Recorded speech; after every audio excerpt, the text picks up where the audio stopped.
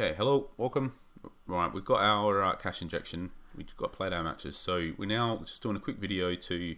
I think what we're going to do, we're going to buy the player we wanted to buy, do all the bits associated with it. We can't quite do all the bits, unfortunately, because it's a bit disappointing. Thought we'd be able to do a video where we buy the guy. Where is he?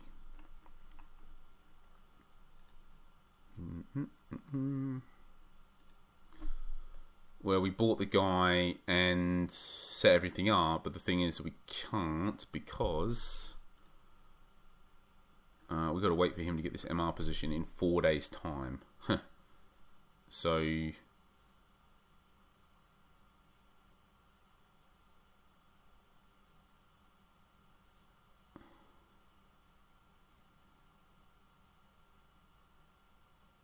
yeah, it would just be a case of buying him and waiting 4 days to even be able to try our tactics with him. You know, which isn't too bad. We played all our league matches anyway. How many days is it? So it's, you know, it's today and 5. Yeah, so it still would be before the next weekly league period.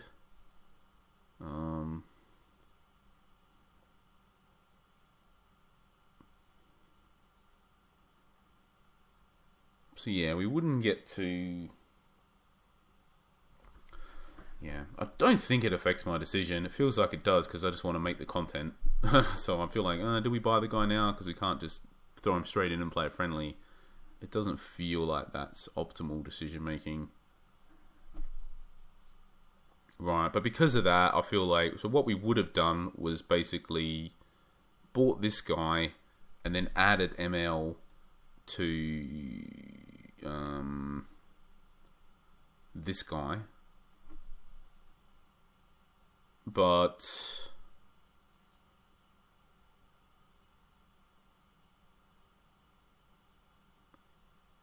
to Raphael and waited for the other guy MR and did that. But the thing is, this guy, the RMR is injured for the next 3 matches, and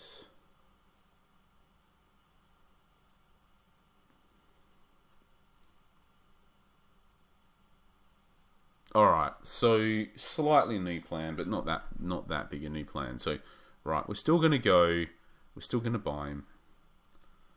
So, now we were umming and ahhing about it, so that was the original plan we were talking about it. So, with this guy. Now, the reason why we're getting him, to just be clear, is because we don't actually want him for his attacking output. We want him for his defensive output, as weird as this sounds. Now, his ability to rush back... Now, he won't be playing AMR for us. He'll be playing like ML or MR, basically. Probably MR, because that's the position that he will get from his training boost. Which means that we're getting this boost. So, this boost basically gives us 4 natural fitness, but loses to endurance. I don't know if that's a net 0, but it's probably pretty close to it if they're a starter. Getting that extra bit of condition from halftime. Maybe it's a net loss. I don't know. But he's also losing 2 speed. If he goes the other side, it's obviously better to just get, I think, 1 natural fitness instead of losing the 2 endurance and getting 4 natural fitness. I think, at least for the purposes of during the match condition. And then obviously it's better to get 1 movement instead of none. But, you know, at the end of the day, it's not a huge difference here. I think this one is slightly better if you don't include the MR, but the thing is, it includes the MR, so that's worth a lot to us. That's worth a lot of manager skill points, and it's a position that we would be happy to add. So that's one thing. So straight away, it's kind of saving us some points there. We do have to use the extra position on another player, but it does give us tactical flexibility in matches to do things and to better cover for injuries and whatnot. So, talking about this player specifically though, there's an issue with this guy with this lightning speed in that he will end up in front of everybody else more often if he's an attacking midfielder. If, for example, we played him in AMR, let's just say, I don't know, play some regular tactic where it's something like this. attacking winger. We're just trying to build a tactic that looks something. And we're going to have to fix all this after. Something like this. Attacking wingers. I don't know. Something like this. And let's just say this guy that we bought is in this role here, right?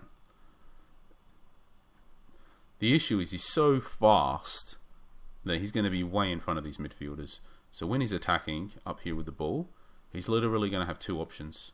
He's going to have to do everything himself, be a hero and try and shoot likely from some really horrible angle, or try and pass it to the striker. There basically is only two options.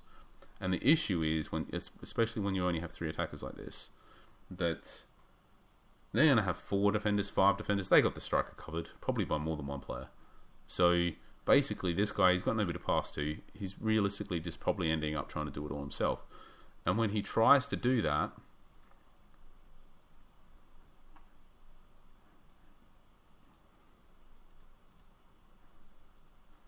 he's going to miss because if he's got 9 in finishing, basically. So he can't shoot, which is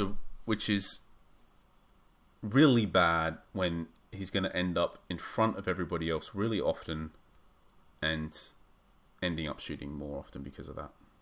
So you just need to bear that in mind. If you have lightning fast attacking players that cannot finish, you need to consider how much support they're going to have when they're attacking and how isolated they are. Because the more isolated you make them, the more they're just going to end up shooting. If they're wingers especially, the more from bad angles, which is even worse for that low finishing.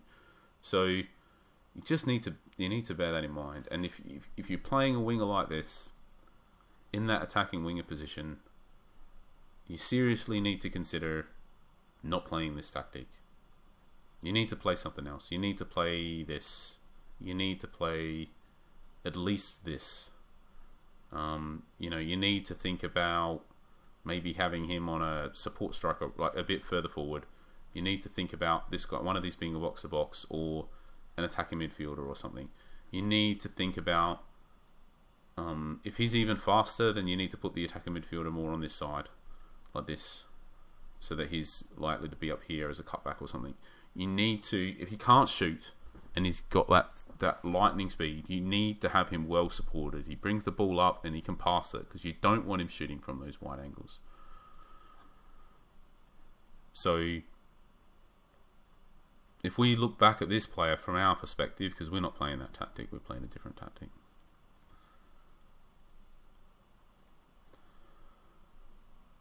He won't be isolated for us like that because we're not playing him in AMR. We're going to be playing him in MR, and he's also not going to be attacking winger. He's going to be getting up and back, so he's going to be coming back to defend. So he'll be able to run fast to join the attack, but he won't typically be leading the attack, so to speak. Even when he's carrying the ball up the pitch, there will be multiple players in front of him and in line with him. He won't be isolated, so he will have passing options when he's attacking. If he has not the attacking midfielder role, even at MR with the attacking midfield role, quite often he's going to end up in front of everybody else, except just the striker who will naturally be marked. Now, the other ones may end up joining and blah-de-blah before he shoots, but there's also a good chance that he just ends up shooting as well because he's just so fast. So, so that's the reason why, the faster these wingers are, the more important the finishing becomes. The slower they are, the less important it becomes, and the more important all of their skills become that allow them to get the ball to somebody else. So this is, the more important the crossing becomes, the more important the passing becomes, the more important the vision becomes, if they're slower. So you just need to consider these things. So for us, though, the passing is pretty good. The crossing is reasonable. At our level, reasonable. At a higher level, probably not quite so much, but at our level, okay. And the passing is good. Tackling is actually good as well. So he's going to be able to run back fast enough to get back to defend and actually make tackles that he actually wins with decent frequency. And he can pass good enough to help bring the ball up. He'll be involved in transitions up and back because he's so fast. If he receives the ball, he can lay it off again as part of those transitions. And if he ends up carrying the ball up the pitch, he can do that as well.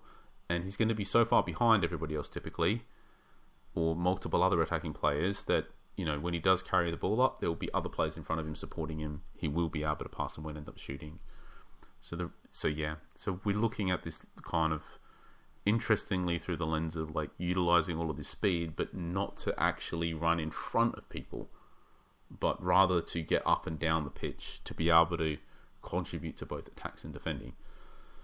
However, all that being said, the thing that actually pushed us, all of that still had us umming and ahhing whether we were going to get him or not, because again, the wages are higher than what we ideally want as well here.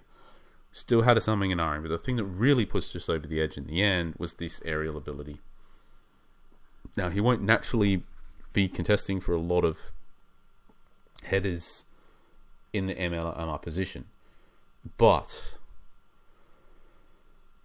just the fact that he just gives us that boost on set pieces, defending them, attacking them, that's just a factor with every player you ever recruit. You just have to say, if he has high aerial ability, it's just a bonus, basically. It just means, in very real terms, it basically just means, we're going to score more goals over the course of a season off of all the set pieces we win, and, we're going to concede a little bit less. It may not be absolutely true under all circumstances, but, it's a broad rule that can generally be applied. Certainly at least on, one end. At least this guy definitely will help score more off of set pieces, that's for sure. He may not help as much defending them, but his marking isn't that great. But that's the thing, off the set piece, if the header's near him, he's going for the header to win the header, so to clear the header sort of thing, and he can make a tackle in the box when he's back as well. So ideally he'd have more marking to help defend those things, but it's still good helping. He's still a boost to the average player at this level, that's absolutely for sure. So he's a positive contributor on defensive set pieces. He's a really positive contributor on attacking set pieces, on top of all of this other stuff, and I think that just pushes him over the edge a little, quite frankly. So, and also there is the whole fact here that because we're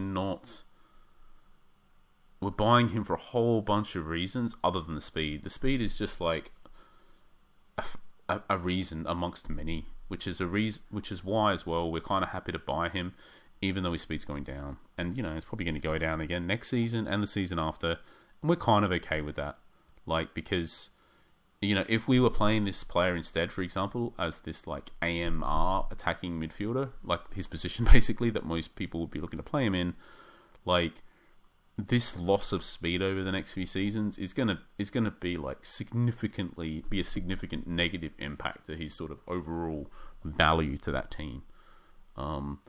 So for us, not a huge deal. So we are going to buy him. So we're going to do that part of the plan. And then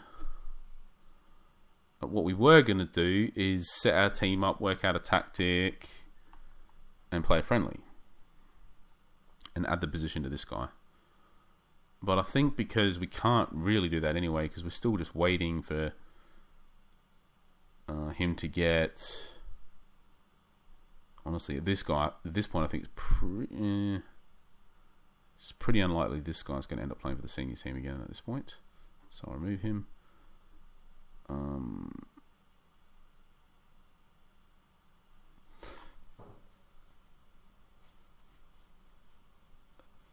And probably... Well, okay, let's leave that for now. So...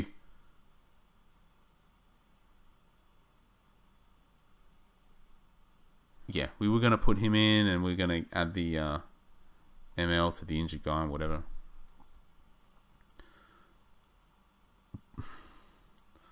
But given we can't play this guy in an official match anyway until after the first 3 training league matches for next training league, which doesn't start for 5 to 6 days, there's no hurry for that. And we could play him in friendlies, but then we wouldn't be doing that anyway unless the other guy has his MR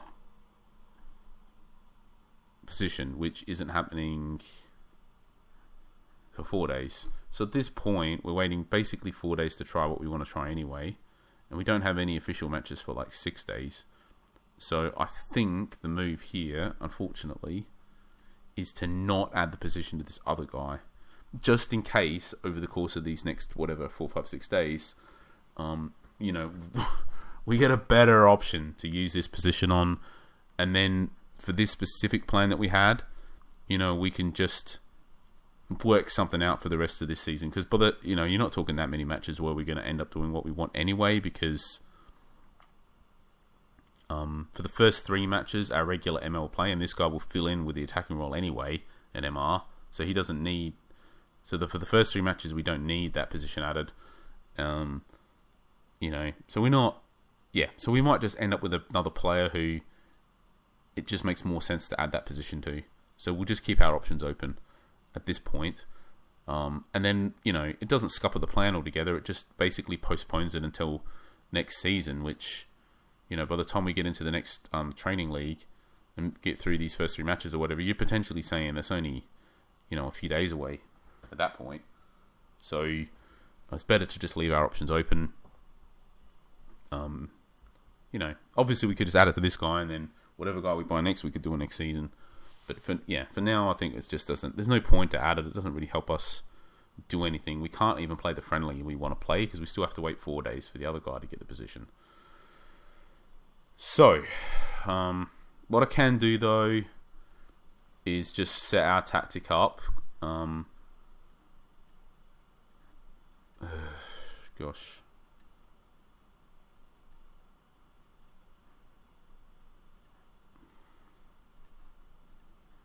Is just set up our tactic with how we imagine it would be. So this is just a real issue. I hate this interaction, but yeah. So basically what's going to happen is this guy will end up playing ML because we'll add the position. The new guy we got will end up playing MR because he will get the position from training. This guy will end up being the attacking midfielder. The attacking winger. This guy will end up being the winger. And I think we're then going to rotate the stopper around that side. Hold them up this side. The DMC is going to be this guy. I think he's going to be a deep lying playmaker. I think he's going to be offset to here to help and push the attacks down this wing. And then I think it just becomes these 3 players that get awkward. I basically think as long as this guy's sitting in front of this guy, I kind of feel like he just needs to be a poacher. I kind of feel like this one has to be a box-to-box midfielder for us. And then you're left with the fact that this interaction isn't good, and you're left with this guy.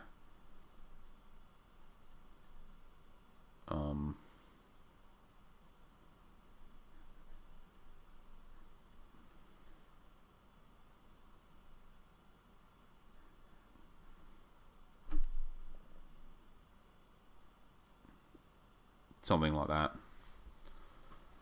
It is something like this, but not this exactly. Basically, we are inviting them in a bit here. I feel like this guy's so this box to box on this side ideally can tackle, which would be this guy, and then this guy. Unfortunately, this doesn't really.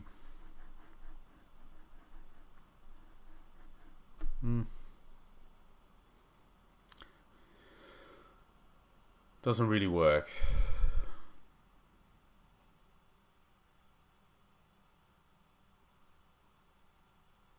And this offset wasn't good, for the shooting inefficiency.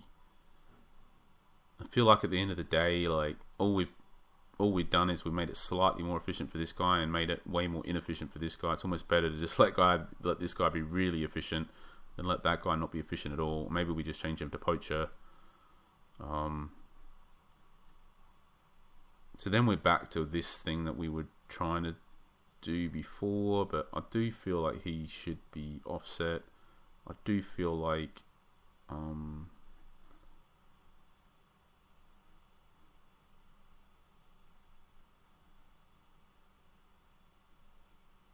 yeah, there's a question about the role for this guy, I think, ultimately.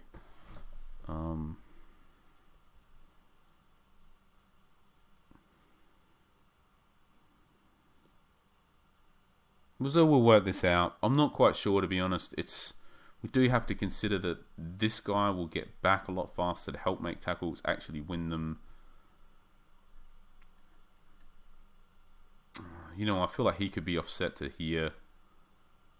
I feel like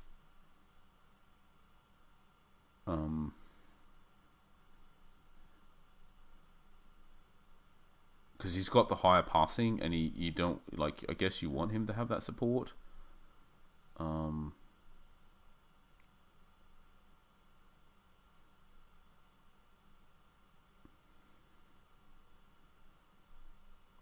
But if he's blocked in front there, you have to do something like this.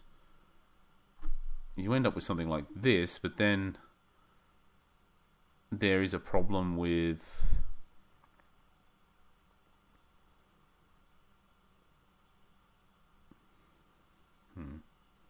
there's just problems, basically. So I feel like it ends up like this,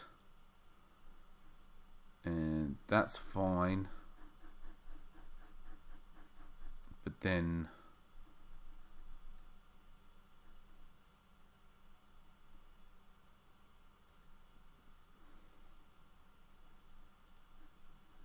yeah, I think the issue is we need a different type of central midfielder now. I'm going to have to try and put some coherent thoughts here together.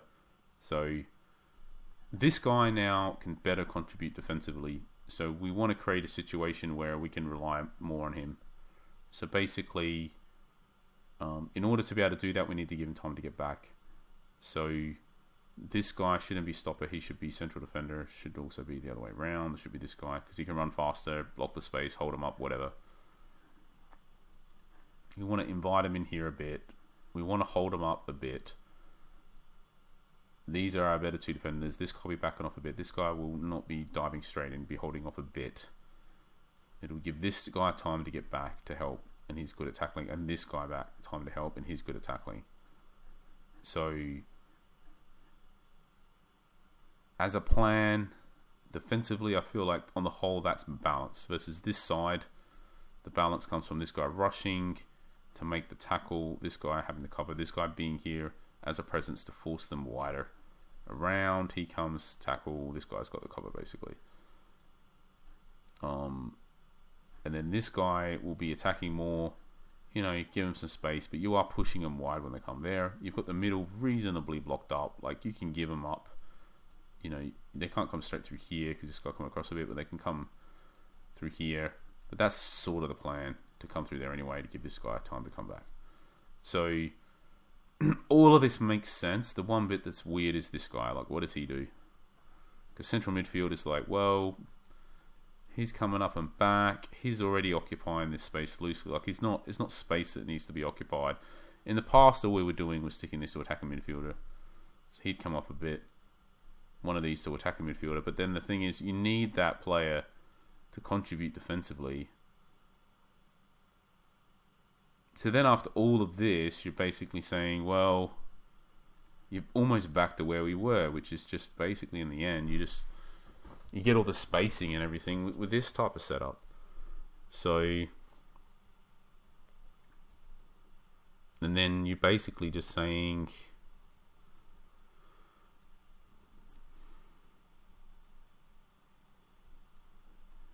yeah, I kind of feel better about that. Something like that. But it's just weird because this guy isn't the one you want to have the support. It's actually this one. which makes you do something more like this. But then this side is particularly weak defensively because you're not pushing them wide, you're letting them come through. And this guy isn't tracking back to help defend. Having said that, there is 2 central midfielders, but you are giving this space up. You know, I don't know, maybe this is okay. I don't know.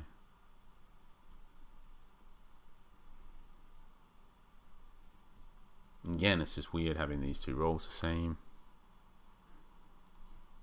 So before, to be clear, basically what we were doing was that was attacking midfield and that was sitting in like that. Something like this as a balance thing. And then the issue with this is just basically that, you know, you got this guy being inefficient for starters with wide-angled shots, and he gets a lot of them.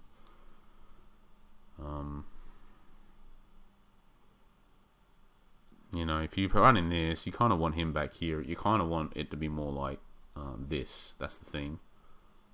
As a tactic. But the problem with this tactic, it sort of solves a lot of problems, to be honest.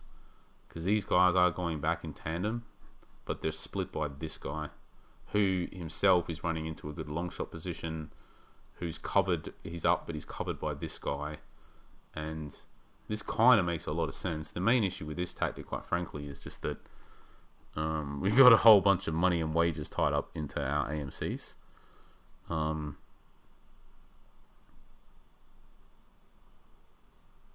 don't know. If this guy felt like really let us down in those, you know, you're just not. If you look in whatever, I mean, I know I'm selectively picking the stats here, but like 1, 2, 3, 4, 5, 6. So like in 8 matches, he's got 2 goals and 1 assist. It's just not enough. Not even close. Not even remotely. Of course, if you extend that back to these games, all of a sudden it's not looking so bad. But he has had, yeah, the efficiency is just not quite where it needs to be. I think it is like from an isolated perspective, like. Individually it's enough, but when you take into account that he's also reducing the efficiency of our striker, you can see here through these matches, like before that, look at how he's just really impactful when he's not being blocked. Look at all those 10s in a row. How many men did the match? Is that 6 man of the matches in a row? I don't even know if I've ever seen that before. Let us know if you've ever seen that. Right, so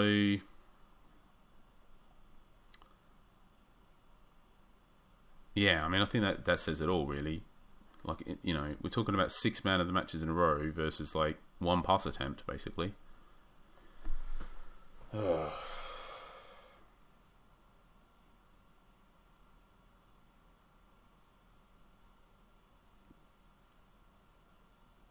Right. Well, I think in the end we're just going to have to wait, unfortunately, to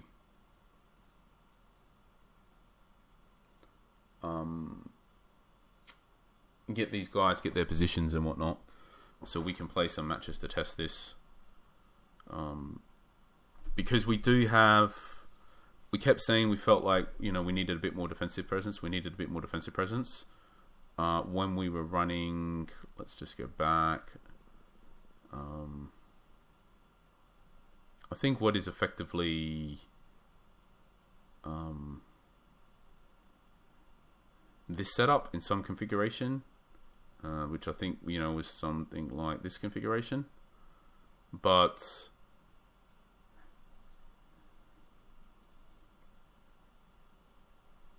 we were running this and it just felt like this guy wasn't doing enough, basically, because he always had players around him. We weren't getting enough, and we just wanted to change it so that this guy gets, you know, contributes to attacking and defending. Whatever, fair enough. But I don't know. Maybe now this guy is going to help more defensively because he's got much higher tackling and he can get back faster and whatnot. So maybe with this extra bit of help, we don't need as much. I don't know. I still feel like going forwards we do. So we do need to solve it.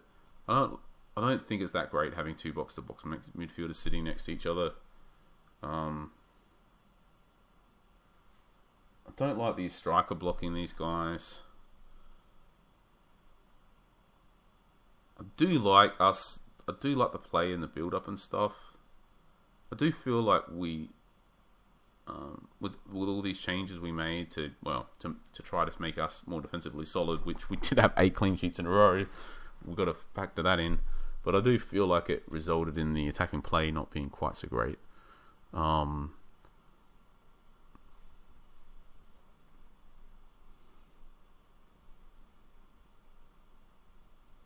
So yeah, I'd say we could just go back to our original tactic and just see what it's like when we plug this new piece in and retake stock of just exactly where we're at.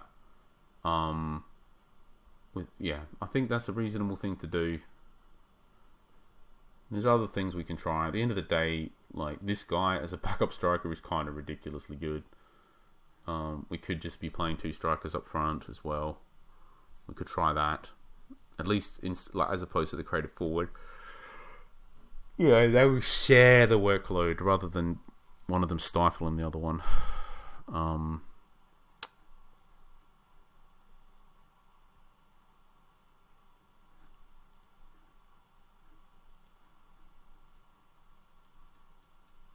It does obviously reduce the. I mean, they're not going to be able to be. They'll both be strikers in this setup, but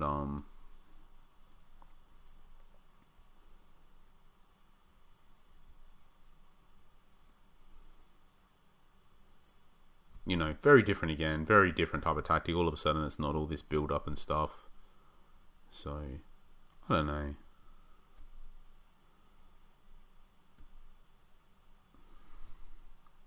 Because to be honest, if you look back over, what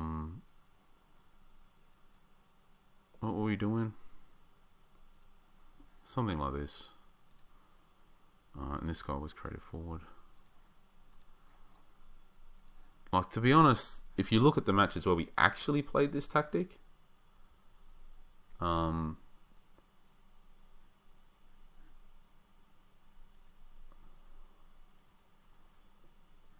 that's all these, where is it? It's all these ones. We changed to that tactic after this one. We played all of these ones, won them all, didn't concede a goal, played this match, got really unlucky and lost. And then changed some stuff, including offsetting our creative forward. And then he had 1 shot on target out of 7.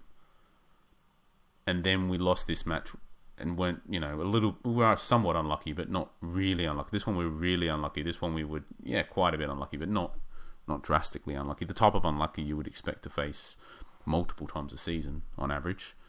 This one is this one was really, so we basically had all of this awesome form, made a change off the back of that one result, a bit of a panic change, I guess you could say, and then, it didn't work out. We didn't play friendlies to test it, whatever. So, not sure. Yeah, I'm not sure if the start point perhaps is just going back to this, with the new players plugged in, and. Yeah, just take it from there, I think. And I guess maybe just trying it with this guy in Poacher. At least if he's not going to be involved at all, he might as well just focus on getting in a spot to score goals. I know we fleetingly tried it in a couple matches, but I think we try and just play a bunch of full matches, friendly matches with it like that, and just see what that looks like. So yeah. So I think this will end up being the tactic we try, but again, like we basically can't do that just yet. We can certainly play some friendly matches though without these guys in the tactic.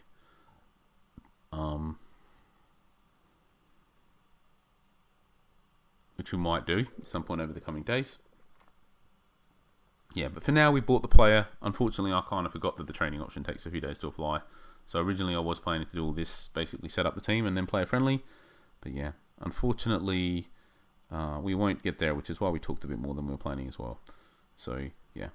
Thanks for watching, and catch you for the next one.